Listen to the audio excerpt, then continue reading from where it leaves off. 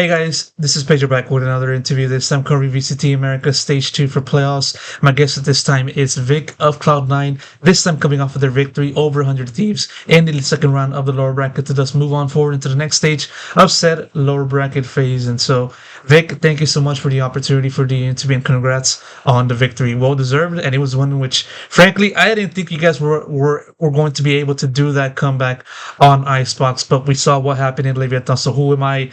Why was I doubting you guys? So first and foremost, how are you feeling? How good this must feel for you guys to come out of it with a victory.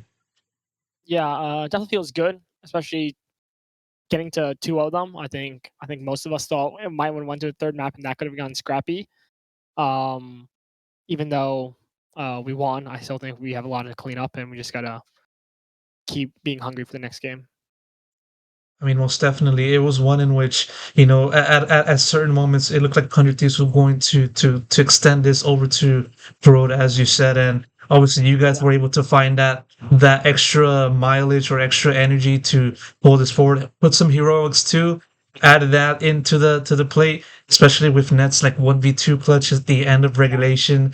I mean, just so many things happened for this team for the better. I mean, what changed for you guys to go from okay, let's just log in, let's just move on and erase this deficit? What happened within the team? Um, I think on attack, like we're playing double duels on attack. It should be attack sided comp, and I was very confident going in. We should be able to get 6 rounds minimum. The way we were playing, it felt very hesitant. I think there's a lot of rounds where I died and no one was there to trade me. I think we are maybe not confused, but just maybe the pressure was there in a sense. But I feel like the way we were playing was very individual. Not in the sense where people are doing random stuff. It's a sense that people aren't like holding hands with each other in a sense. Like if I'm walking up A, no one's next to me ready to trade me. Same with B. It feels very disconnected. And I think on defense, I will say defense you can play a little more individual, but I think we locked in with our communication and the way we wanted to play. If someone said something, we did it, no questions asked.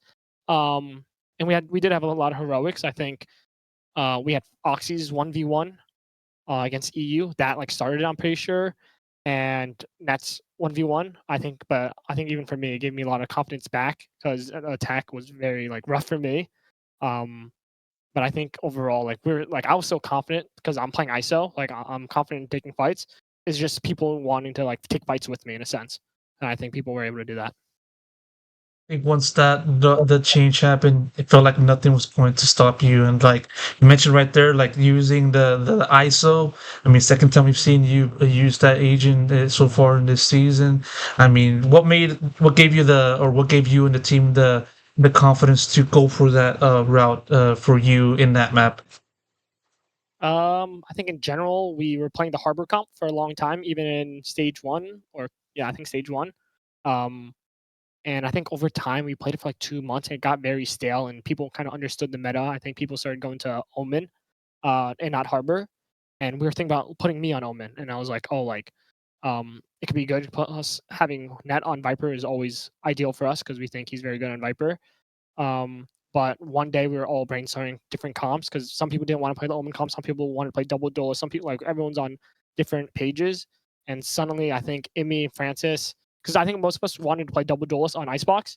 We didn't know who like I was suggesting Jet and Raze and Zeppa go on Raze and Oxy on Jet. Then one day we come in and we're like, Vic, you're on ISO. You're like, just let's try it out and see how it is. And ever since we've been playing really good. Today I think is like the first time we've actually had like it didn't go as well as we hoped in a sense. Like in all the scrims that we've played have been stomps, like how we played against Sen in a sense. Yeah, and even so, like you guys were able to pull off and that comeback on defense side, and obviously this is not the first time we saw you guys do this kind of thing earlier on. And plus, as I mentioned at the start of this conversation, you guys pulled off those multiple comebacks against Leviathan. Was there similarity that you see in this one compared to the previous matchup that I referred to? Um, I think it's just the fact people are more willing to communicate and like not play to lose. I think when we are playing, we're very hesitant, and it is like a different face for us. I think a big game was like the Haven against Lev. we were up 10-2, and I think we kind of got like we accepted that we kind of won. Like we kind of took the foot off the gas. And I think a lot of the times when we're playing the game, we take our foot off the gas, and we're not really like trying as best as we can in a sense. We're not fully giving everyone's effort and listening and communication. But I think when we get to these moments, we're like, okay, we already lost so many rounds where we know what they're doing. We just have to execute now. We just have to listen to each other. We just have to listen to Mitch and just shoot our guns. And I think the entire time we come back, it's always just like that because we know what the other team is doing. It's just we have to listen to each other. No, most definitely. 100 Thieves is a team that, I mean, so far in this playoff stage was basically, from the community's eyes, team that's very strong on buying. And I remember this is one thing that Golden Boy said in the broadcast in the lead up to the start of this series, saying, "Oh, if I was Cloud9, I'd just do this step one and only one step, ban bind." Was that essentially the game plan for this team? Pretty much. I think we knew they were strong on bind. I think we're confident on bind too, but why give them like a map that they're comfortable on? We're just like, let's just ban that. They don't look great on all the other maps, and we're more confident on those. Like we're also confident on those maps too. So let's just play our game, and we don't need to play their game in a sense. Yeah, for sure. Definitely a good decision on that. And like, obviously, this Cloud9 organization, it's so far in VCT Americas has been referred to as the playoff chokers. And, I'm sure you're very cognizant of that, experienced it as well in stage one, just not being able to find the extra energy to continue the momentum from regular season up until the second phase. This is a much different version. This is a much different version of Cloud9. Now you guys are in the third round of the lower bracket in the precipice of making champions, finally making the first international so far for this organization in a long while. What changed for this team in this playoffs compared to the previous one? Um, I think the first playoffs, I consider that the first playoffs, not like kickoff or anything. I think that first playoffs, it kind of realized us. It was kind of like for like how I view Lev right now too. It's like we were so hot into the regular season and going to playoffs, we thought it'd be like the same type of game. While it's not really true because in playoffs, people like show up differently. In a sense, like people will try harder. People might just scrap their comps from regular season, pull stuff out from playoffs or for the playoff games. And I think we had like a awakening for EG. Like I think that was a big game where we thought we were the better team, but when we came into the game, they kind of like surprised us and they shot us out of the server. People were hesitating, and like the pressure kind of does get to you when you're in playoffs. You have a goal in mind, while in regular season you're just kind of cruising the games out. It's like whatever.